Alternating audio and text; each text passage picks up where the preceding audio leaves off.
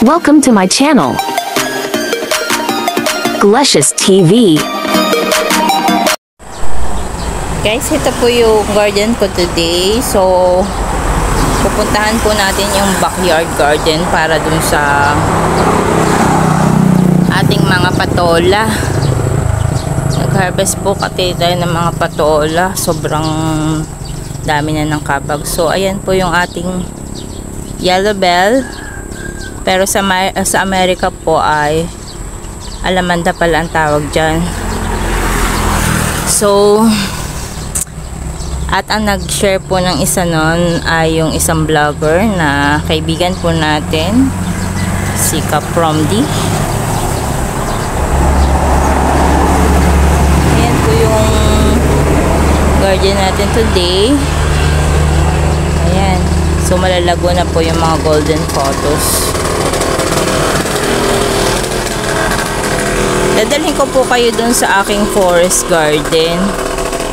Doon sa likod. At marami po ako na harvest today. Mga patola, puso. Ayan. Forest kasi sobrang sukal. Hindi ko po nalilinis ng ayos.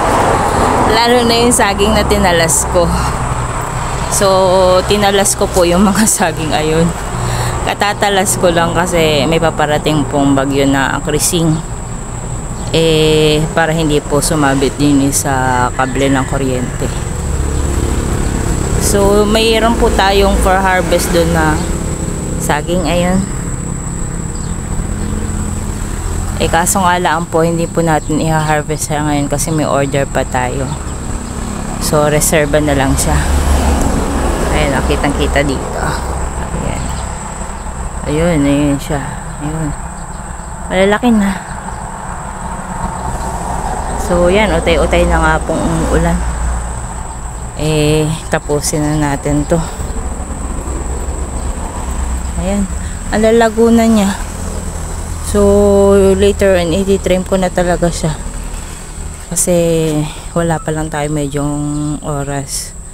Pero, napakarami na po ditong malalago. So, napabayaan ko na nga.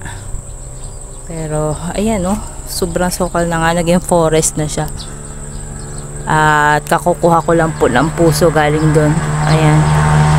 So, katatalas ko lang ng mga dahon ng saging. Diyan po kumayap yung mga patola. Kaya talagang nag-forest na. So, ayan. Yung mga bell pepper po ay na-damage dahil ng pagbaksak ng mga dahon. Na-damage ang ating mga bell pepper at saka yung mga talong nasira dito kasi wala masyadong araw dahil ng mga dahon ng saging. So, forest na talaga siya. Tatanggalin ko na sana. Kaso nanghinayang ako kasi bumubunga pa. Ayan. Ayan may tira pa nga. So, lalaki pa yan. May makukuha pa tayo. Marami pang ibubunga yung mga patola. Kaya, isasabay ko na lang siguro sa pagtiba ng saging na ari. Pag ari tumaba. Ayan. Kasi bago pa lang siya. At kasusungkit ko nga lang ng puso. Ito yung mga na-harvest ko today dito sa forest garden. Ayan. Ito yung mga bell pepper na nabagsakan. Ayan, yung puso. May kaunting nakuha ako dun sa matured na eggplant, isa. Kasi ito, madami patola. Ayan, ang dami ng patola. Rami-rami yan, mga 2, 4, 5. Dami kong patolang nakuha. So, ito yung naging forest garden na kasi nga, hindi ko naiintindi. Ayun halos hindi ko na nga nakuha yung mga okra doon kasi masukal pa.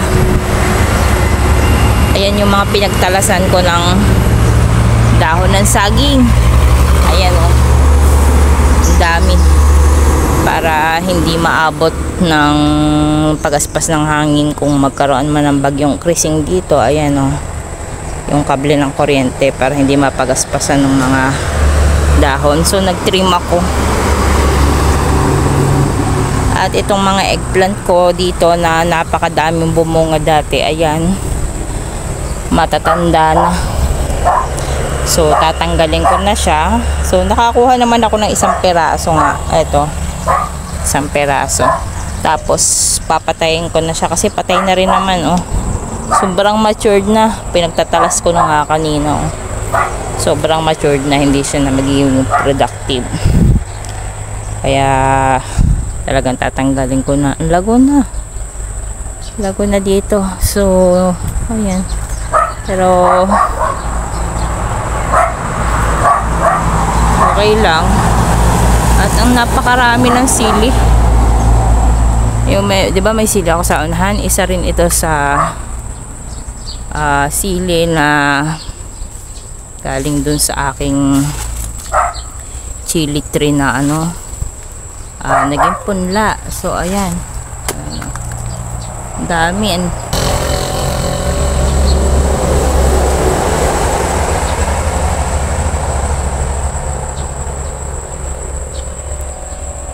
Laguna niya, daming bunga. Tapos yung papaya ko, diba bumulaklak dati, ano, iisa lang naging bunga, pero ayos lang, at least may bunga na ako inaasahan. Kahit isa. Actually yung bell pepper, pang ano sana siya, pang atsara. Kaso nga lang, hindi naman nag-abutan yung dalawang ito, papaya tsaka yung bell pepper. Kaya ayun, yung bell pepper ko ginagamit ko na lang sa dish sabaw. Ayan, tsaka sa adobong manok. Ayan, oh. Malapit na siyang i-harvest ang ating, ayan, saging. Okay? Okay na.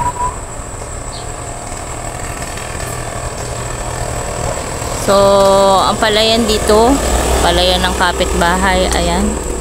Medyo maganda-ganda na ang bulas. At ang ating bundok ay ayun. May liwanag pa naman. May nakikita pa akong kulay blue. So hindi tayo masyadong affected ng bagyong krising. Ang alam ko, ang red rainfall ay Occidental Mindoro. Pero itong Oriental ay palibasa ay naharangan ng bundok na yan. Ay di hindi na po dumiretso dito. So yun lang po ang update ko muna today. At talaga marami tayong linisin, sobrang sukal. Ang dami pang magiging bunga ng patulang araw. So ayan nga, na damage ang ating mga bell pepper, natumbahan. Ang dami pa naman yung bunga. Ayan, o. Kasi naman na-clearing ako dito. Marami naman siyang bunga pa. Ako nga lang talaga ayan.